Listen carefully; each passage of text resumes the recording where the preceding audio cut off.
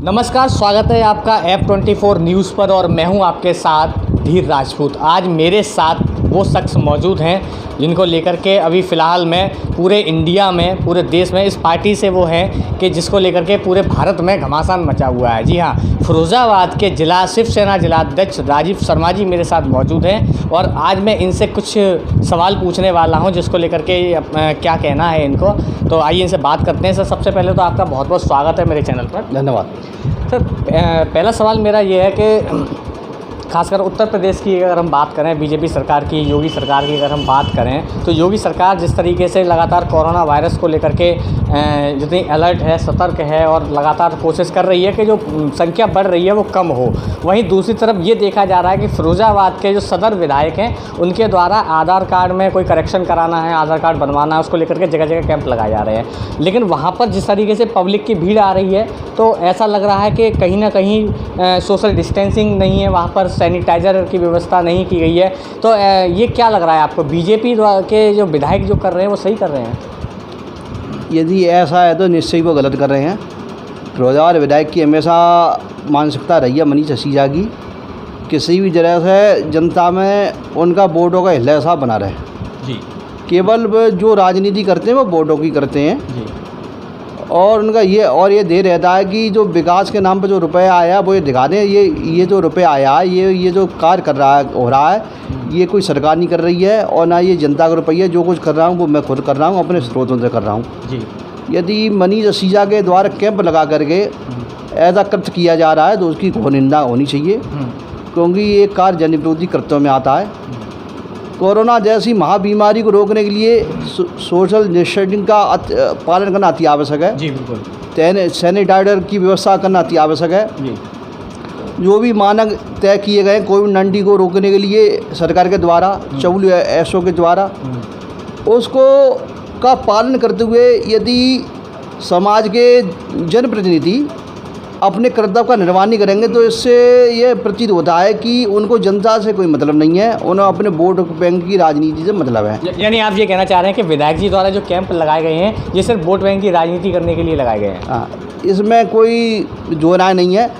मनीष सिसोदिया के द्वारा चेयरमैन 2000 में बनने के बाद और अब तक विधायक बनने तक जो भी कार्य किए गए हैं वो केवल वोट बैंक की राजनीति के तहत किए गए हैं। फिरोज़ाबाद में शिवाजी की मूर्ति लगानी मांग, महाराणा प्रताप की मूर्ति लगानी मांग हम कई वर्षों से करते चले आ रहे हैं। भाजपा की वर्तमान में भी सरकार है, अभी भी हम ज्ञापन दे के आए हैं। जी। पूर्व में भी चेयरमैन है, तभी हम कहते लेकर के आपने ज्ञापन दिया है? अभी भी दिया। शिवाजी और महाराणा प्रताप की मूर्ति को लगाया है। जी।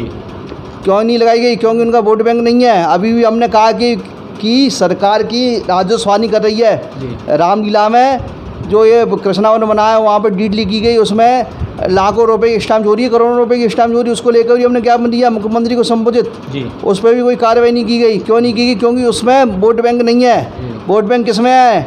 जब ये मालूम पड़ेगा कि वहाँ पर विधायक जी द्वारा एक कैंप लगाया गया है और उस कैंप पर कलेक्शन हो रहा है तो विधायक जी क्या कहेंगे? ये जो कैंप लगा गया है इसमें कलेक्शन हो रहा है, ये भारत सरकार नहीं कर रही है, ये मैं कर रहा हूँ। जी। मैं कर रहा हूँ, मतलब मैं मनीष सिसोदिया कर रहा हूँ, फिरोज़ाबाद भाजपा विधायक भी नहीं कर रहा है। यानी आप ये कहना चाह रहे हैं, आप ये कहना चाह रहे हैं कि जो विधायक जी हैं ये सब कुछ जो काम करा रहे हैं ये अपनी तरफ से करा रहे हैं और ये जो है सरकार के द्वारा ऐसा कुछ नहीं हो रहा। ये उनकी हमेशा सोच यही रही है, वे जनता के बीच यही बात रखते हैं, जो कर रहा हूँ वो मैं कर रहा हूँ और मेरा अलावा कोई कुछ कर नहीं सकता और आप मुझे ही वोट दें, मैं सब कुछ आगे पाना ना हूँ तार ना हूँ। आपको क्या लगता है? हमको यही लगता है। तो हम कह रहे हैं, बिल्कुल सही कह रहे हैं। यदि वो है आसपास पैलेस में ऐसा शिविर लगा रहे हैं, ये चलिए अच्छी बात है, कर रहे हैं, जनहित का काम है, लेकिन उसमें सही मान कोविड-19 का पालन होना चाहिए, जनता की भावना का अनुरूप कार्य होना चाहिए और ये नहीं होना चाहिए केवल विधायक मनीष सिसोदिया ही कर रहे हैं। और ये भी तो मालूम है ये शिविर क्यों लग रहा है, किसके कहने पे लग रहा है और इसकी जो प्रक्रिया है, जो प्रक्रिया होती है सरकारी प्रक्रिया, उसका पालन हुआ कि नहीं हुआ, इसकी अनुमति ली गई नहीं ली गई, इसकी भी तो जानकारी होनी चाहिए। मतलब पूर्ण रूप से ये कहना चाह रहे हैं आपके जो बचाव जो नियम हैं, जो बचाव के जो तरीके हैं कोरोना वायरस को लेकर के, जिस तरीके से लोग बच सकते हैं, तो उसको वो बचाव के इंतजाम वहाँ होने चाहिए। बचाव के इंतजाम क्यों नहीं होने चाहिए? बचाव के इंतजाम नहीं होंगे तो ये बीमारी वह तो महामारी का रूप ले रही है। जी। और यदि बिगड़ा रूप, संख्या बढ़ती जा हाँ लगातार संख्या आवाज बिगड़ा रूप ले गई तो फिरोजाबाद में लेने के देने पड़ जाएंगे, क्योंकि यहाँ पर तो जनता वैसे भी जानकारी का अभाव रहता है और नियमों का पालन करना नहीं चाहती है। और यदि विधायक मनीष सिसोदिया जैसे लोग ये नियमों का पालन नहीं करते हैं और यदि नहीं करवाते हैं तो निश्चय ये अंदर नगरी चौपर राजे जैसी कहावत। जी बिल्कुल, आप बिल्कुल, मैं आपसे सहमत भी हूँ इस बात से कि अगर कोरोना वायरस को गंभीरता से नहीं लिया गया तो ये हो सकता है कि फिरोजाबाद की जनता को इसका जो है बड़ा जो है इसको कोई रेट चुकाना पड़े, खामियाजा भुगतना पड़े। अच्छा, दूसरी बात मैं आपसे ये पूछना चाहूँगा कि अभी हाल ही में समाजवादी पार्टी यानी सपा सरकार द्वारा पूरे प्रदेश लेवल पर जो है राज्य सरकार, योगी सरकार को घेरने की पूरी तरीके से कोशिश की गई है और विरोध प्रदर्शन किया गया है। तहसील स्तरों पर उन्होंने विरोध प्रदर्शन किया है। फिरोजाबाद में भी यहाँ पर जो विधायक रहे, पूर्व विधायक जो रहे ओम प्रकाश वर्मा जी, उनके द्वारा भी यहाँ पर जो है प्रदर्शन हुआ है। तो इसको लेकर के आप शिवसेना के जिलाध्यक्ष हैं और मैं देख रहा हूँ कि जिस तरीके से शिवसेना का समर्थन यहाँ महाराष्ट्र में सपा की जो पूर्व बड़े नेता हैं, सांसद हैं, उन्होंने समर्थन किया है। तो क्या फिरोजाबाद में आप जिस तरीके से सपा विरोध कर रही है सरकार के लिए, उसका आप समर्थन करेंगे? देखिए, सरकार की नीतियों का विरोध करना अलग अलग तरीका होता है, अलग अलग ध्येय होते हैं जी, एजेंडा अलग अलग होता है। सपा का एजेंडा अलग है, हमारा एजेंडा अलग है जी। हम हिंदू वाले एजेंडे पर काम करने वाले लोग हैं, सपा का अलग एजेंडा है जी। ये यदि कोई जन विरोधी नीति यदि कोई सरकार की है तो उसका यदि सरकार सपा विरोध कर रही है जी, तो उसके ये आवश्यक नहीं कि उसमें शिवसेना बोले जी। रही बात समर्थन की जी, सपा का समर्थन वहाँ पर महाराष्ट्र में है जी, अभी यूपी में नहीं है, ऐसी कोई घोषणा नहीं है जी। और सपा की नीतियाँ और शिवसेना की नीतियाँ कुछ अलग हैं और इसके भी अलावा सपा कुछ ऐसा कर रही है तो कर ही रहा है, मैं उससे वही लेना। आपको क्या लगता है सही है? सही ऐसा होना चाहिए? सपा भ्रष्टाचार और बेरोजगारी को लेकर के सपा लगातार जो है आवाज़ उठा रही है कि नहीं रोजगार बढ़ाओ, नहीं आप जो है बेरोजगारी बहुत ज़्यादा हो रही है, भ्रष्टाचार हो रहा है, तो उसको लेकर के आप क्या कहेंगे? देखिए, बेरोजगारी भ्रष्टाचार ये तो हर एक सरकार में है और अभी है, आगे रहना तो नहीं चाहिए, ये बात मैं नहीं कहूँगा। रही बात भाजपा यदि सपा की रही, मैं पहली बार ये स्पष्ट करूँगा कि मैं अभी वर्तमान योगी सरकार का और केंद्र की सरकार इसमें कोई समर्थन नहीं कर रहा हूँ जी। रही बात भाजपा सपा की जी, सपा ने कितना रोजगार दिया अपनी सरकार में, बेरोजगारी भत्ता बांटा, उसमें घोटाला हुआ जी। बिल्कुल, ये दुनिया ये वाली बात जग जाहिर है, जग साहिर है। बेरोजगारी के नाम पर कितनी लोगों ने बेरोजगारी भत्ता लिया, जो अपात्र थे उन्होंने लिया जी। रही बात सपा ने कितने रोजगार के अवसर उपलब्ध कराए जी। और जो भी विकास कार्य करा उसमें क्या क्या धांधली हुई वो सब जानते हैं, इसमें कोई गंभीरता कोई वैसी बात नहीं है, छुपी हुई नहीं है। सरकार सपा यदि कुछ कर भी रही है तो वो सत्ता प्राप्त करने के लिए कर रही है, उसका ये जनता की तरफ नहीं है। उसका देश जनता की तरफ होता तो पिछली तो 5 साल की तो अखिलेश सरकार रही तो उसमें जनता के हित की बात होती। हमने सपा सरकार में काफ़ी संघर्ष किया, रामलीला में अश्लील नृत्य हुआ जी, जन विरोधी तत्व था जी, उसको सपा सरकार रोकती नहीं थी जी। सपा के एमएलसी करवाते थे, आज भी करवा रहे हैं, आज भी लड़ना झगड़ना पड़ रहा है। रामलीला की धार्मिक भूमि पर अवैध कब्जा किए हुए हैं जी, यही लोग किए हैं, कोई और करने नहीं आया है। रही बात रोजगार देने की, योगी सरकार को रोजगार देना चाहिए क्योंकि उनकी नैतिक जिम्मेदारी है। रोजगार की बात लेकर आए थे ये जो नरेंद्र मोदी ने कहा था कि हम नौकरियां देंगे, करोड़ों नौकरियां, कहाँ गई नौकरियां? क्या बेच खा गए? सरकार जो किसान विरोधी बना रही है, किसान विरोधी बिल बना रही है, ये बिल्कुल गलत कर रही है, इसका हम विरोध करते हैं। लेकिन सपा की जो नीतियों जैसे एक कार्यक्रम हो रहे हैं उसका भी हम विरोध करते हैं, क्योंकि सपा की हमें कोई भी नीति सही नीति नहीं लगती है। यूपी की राजनीति में महाराष्ट्र की राजनीति में फर्क है। वहाँ पर जो हो रहा गठबंधन है, कोई आत्मसमर्पण नहीं है हमारा जी। सपा से यदि कोई वहाँ गठबंधन है, आत्मसमर्पण नहीं है। गठबंधन का मतलब पार्टनर ही। यदि आपको हमारी बात सही है लग रही है इसलिए आप वहाँ पर समर्थन दे रहे हैं, यहाँ पर हमें आपकी बात सही नहीं लग रही इसलिए हम आपको यहाँ पर समर्थन नहीं दे रहे। बिल्कुल पंडित जी, मैं जलाजी जी बिल्कुल आपकी बात से सहमत हूँ, लेकिन मैं आपको थोड़ा सा बैक में लेना चाहूँगा कि अभी जो इलेक्शन हुए उसमें एक महागठबंधन हुआ और उस गठबंधन में अलग अलग राज्यों की पार्टियों ने एकत्रित होकर के चुनाव लड़ने की घोषणा की। अब 2022 में जो है यूपी का इलेक्शन होने वाला है, अभी बिहार का इलेक्शन होने वाला है, तो यूपी स्तर पर जिस तरीके से अभी घमासान महाराष्ट्र में चल रहा है, तो क्या यहाँ बीजेपी को हराने के लिए क्या शिवसेना किसी पार्टी के साथ जा सकती है? ये जो देखिए मैं जिला स्तर का के पदाधिकारी हूँ। जिला स्तर में अगर आप देखेंगे, अगर आप यहाँ जिला अपने ज़िले की हालत को ही मैं देख करके बता रहा हूँ कि यहाँ पर भी आप किसी के साथ हो सकते हैं। देखिए जो पार्टी नेतृत्व का विचार होगा उसको मुझे मानना पड़ेगा जी। लेकिन मेरा मानना यह है कि यूपी की राजनीति महाराष्ट्र की राजनीति में काफ़ी फर्क है जी। सपा की नीतियों से जनता हमेशा तरस रही है, गुंडाराज कायम रहा है। सपा के लोगों ने समाजवाद के नाम पर जनता को ठगा है, ये सब लोग जानते हैं। लेकिन तो सपा सरकार के जो अभी मुखिया हैं, जो अखिलेश यादव जी हैं, वो लगातार ये कहते रहे हैं कि हमने जैसा highway express Lucknow express way बनवाया उस जैसा किसी सरकार ने नहीं बनाया। काम बोलता है, उनका तो ये नारा था कि काम बोलता है। आप क्या? आज काम बोलता है तभी तो घोटाला जीता है, तभी तो सड़कें कहीं पे बैठ जाती, कभी तो पुल गिर आता है। काम ऐसा बोलता है, काम बोल रहा है तभी तो आज ढंग से आवाज़ नहीं उठा पा रहे हैं। योगी के डर के मारे यदि काम उनका बोल रहा है तो आंदोलन क्यों नहीं कर पा रहे ढंग से। केवल एक छोटा सा कार्यक्रम ही तो किया, अभी कोई नहीं है। ये यदि काम बोल रहा होता तो काम दिखता, ये काम नहीं बोला है। आप ये मानते हैं कि उनका जो विरोध 100 सही है यहाँ पर हॉस्पिटल बना है, यदि काम बोल रहा है तो आप जाना भी यहीं बगल का हमारे फिरोजाबाद में 100 सही हॉस्पिटल बना है, उसका प्लास्टर कई जगह कर रहा है। रेलिंग वहाँ पर टूटी हुई है, तो वहाँ पर टाइल्स लगे हैं, वहाँ पर काफ़ी उखड़ गए। यहाँ पर जो हमारे यहाँ इमरजेंसी और ट्रॉमा सेंटर में ही इमरजेंसी चल रही है, ट्रॉमा सेंटर चल ही रहा है। ट्रॉमा सेंटर की आप हालत देखेंगे क्या हालत है, आज तक वहाँ पर ट्रॉमा सेंटर शुरू नहीं हुआ। ऐसा यहाँ पर काम बोल रहा है।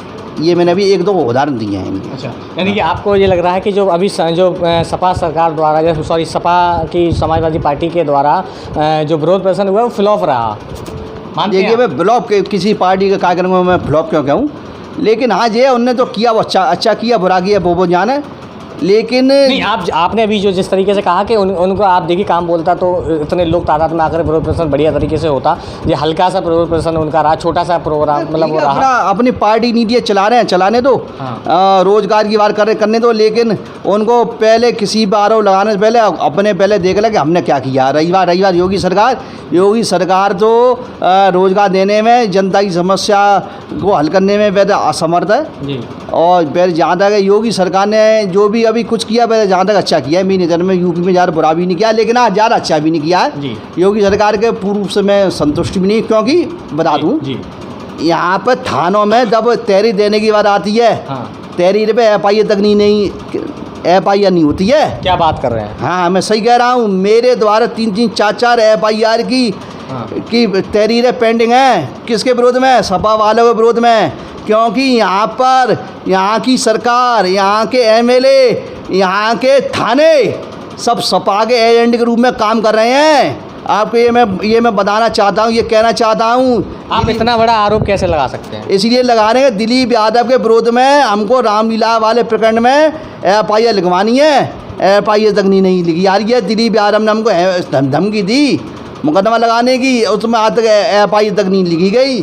36/1 जो ये पूरी रामलीला के हनुमान जी का मंदिर अलग करके 36/1 पूरी जगह अपने नाम में करवा ली, उस पर वो निरस्त हो गया नगर निगम में, उस पर FIR होनी है। आज तक FIR नहीं हो रही है। उत्तर थाने में चक्कर लगाते परेशान हूँ। ट्वीट पर जवाब आया फिरोजाबाद पुलिस का। फिरोजाबाद पुलिस कह रही है कि आपकी ऊपर आपकी लेटर में विधिक कार्रवाई होगी, आज तक विधिक कार्रवाई नहीं हो रही है, क्योंकि दरोगा, इंस्पेक्टर सब एजेंट के रूप में काम कर रहे हैं। सपा के एजेंट के रूप में सब चाहते हैं दुनिया मर जाए, पर MLC दिलीप यादव जिंदा बना रहे।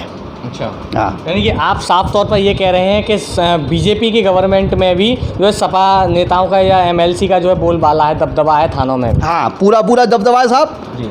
इतना दबदबा है कि जो शिकारकर्ता को फटकारे भगा दिया जाएगा और जो विरोधी होगा, विपक्षी होगा, उसको बैठाया जाएगा। मेरे साथ ऐसा हुआ है। अच्छा। अभी आपको बताऊं, थाना रसूलपुर का यादव में जी। 156(3) में हमने एक एप्लीकेशन डाली है जी। दिलीप यादव के विरोध में डाली।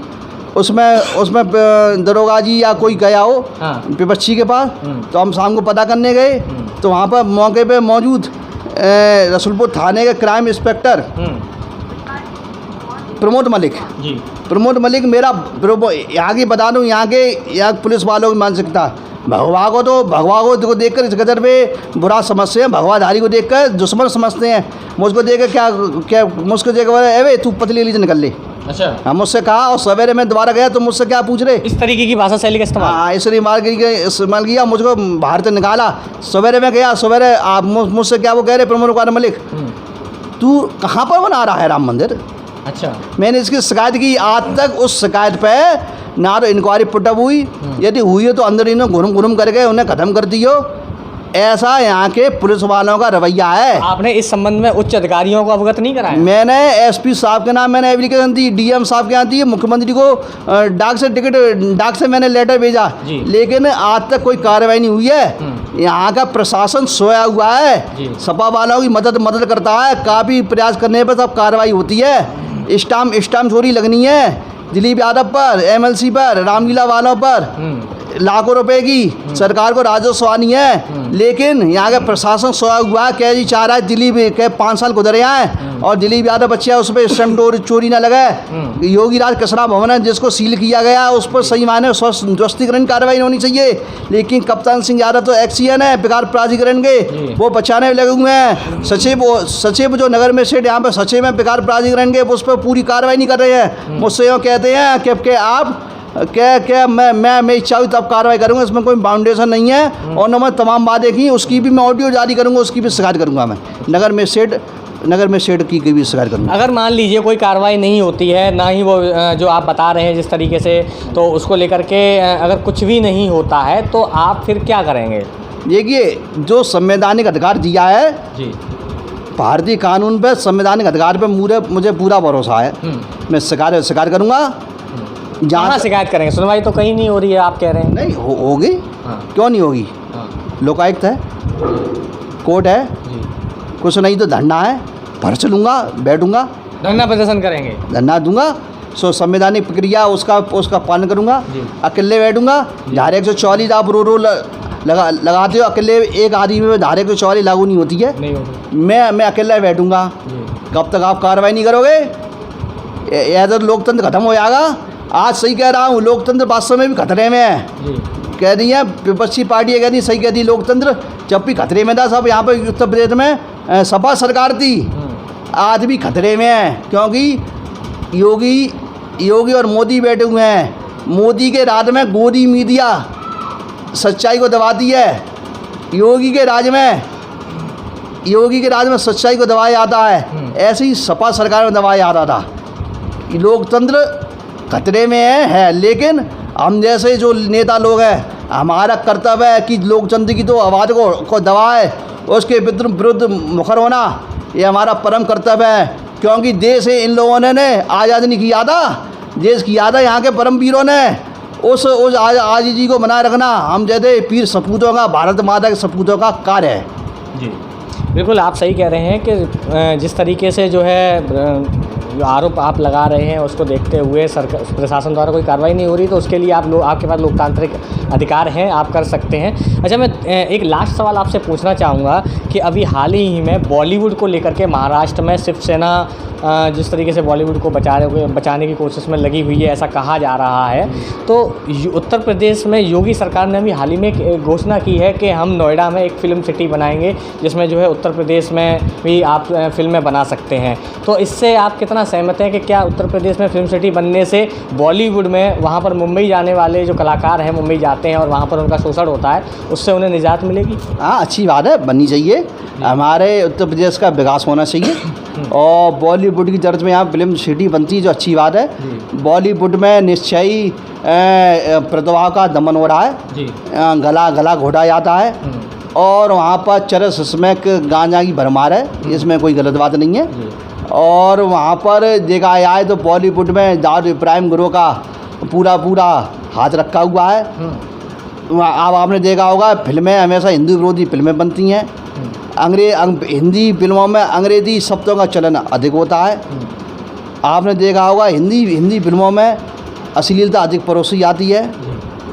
ऐसे कृत्यों को रोकने के लिए यदि योगी आदित्यनाथ कुछ अच्छा कर रहे हैं तो मैं भगवाधारी होने के नाते, हिंदूवादी विचार होने के नाते, हिंदी समर्थक होने के नाते और भारत माता का, भारत देश का नागरिक होने के नाते उनके इस कृत्य की, शिवसेना क्या जिलाध्यक्ष होने के नाते, शिवसेना जिलाध्यक्ष होने के नाते इस कृत्य की मैं पूरी प्रशंसा करता हूं।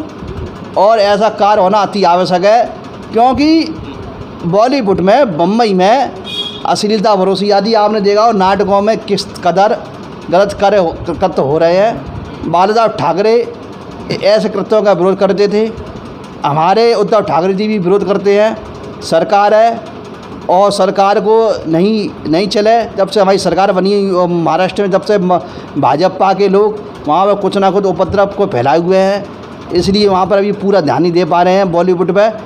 फिर भी हमारी कोई द्वेष भावना नहीं है योगी आदित्यनाथ को हम हिंदूवादी नेता होने के नाते काफ़ी व्यक्ति रूप से पसंद करता हूँ मैं, और हमारे शिवसेना पसंद भी करते हैं।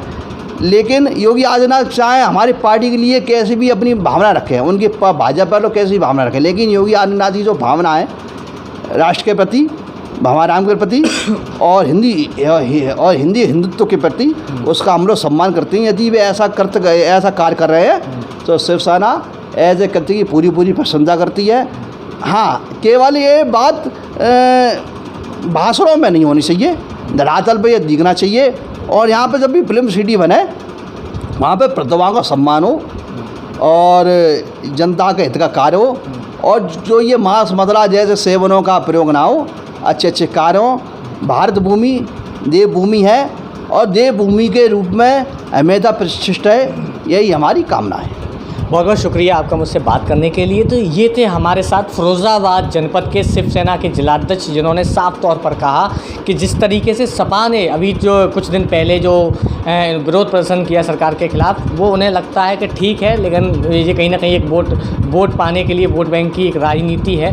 वहीं पर उन्होंने बॉलीवुड को लेकर के कहा कि जिस तरीके से अभी हाल ही में योगी सरकार ने ऐलान किया कि वो नोएडा में एक फिल्म सिटी बनाने के लिए वहाँ पर जो है ज़मीन की तलाश कर रहे हैं, और उन्होंने कहा है कि अपने जो सचिव हैं उनसे बोला भी है कि वहाँ पर कोई इस तरीके का हो सकता है तो वहाँ पर देखें। वहीं दूसरी तरफ इन्होंने ये भी बात कही कि फिरोज़ाबाद में अधिकारी जो हैं, यहाँ पर कोई भी मुद्दा ऐसा होता है, ख़ासतौर पर अगर मैं फिरोज़ाबाद की बात करूँ तो फिरोज़ाबाद में इनका ये कहना है कि यहाँ पर कोई भी अगर गलत काम होता है, उसके खिलाफ़ कोई आवाज़ उठाई जाती है तो उसको दबाया जाता है, उसकी सुनी नहीं जाती, जैसा कि इन्होंने अभी कई उदाहरण भी दिए। तो वाकई में क्या आपको क्या लगता है कि ऐसा कुछ है, तो आप कमेंट करके मुझे ज़रूर बताएँ, और आप देखते रहिए F24 न्यूज़। नमस्कार।